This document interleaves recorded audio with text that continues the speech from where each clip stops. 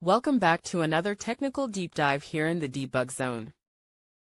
Today, we're tackling a big question and breaking it down with insights from other users. Hopefully, this clears up some misconceptions and helps you get the answer you need. So buckle up, stay a little curious, and let's jump right in.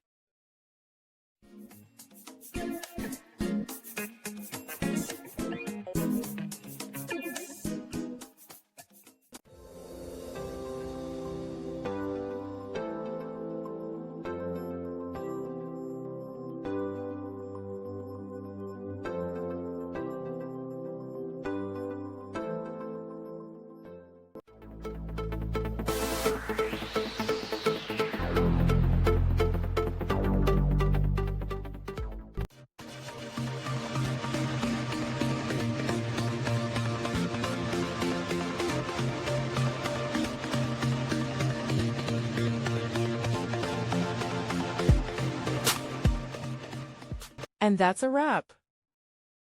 I hope you found the answer you were looking for. If you did, take a second to hit that subscribe button. It really helps out. And let me know in the comments which solution worked best for you. See you next time in the debug zone.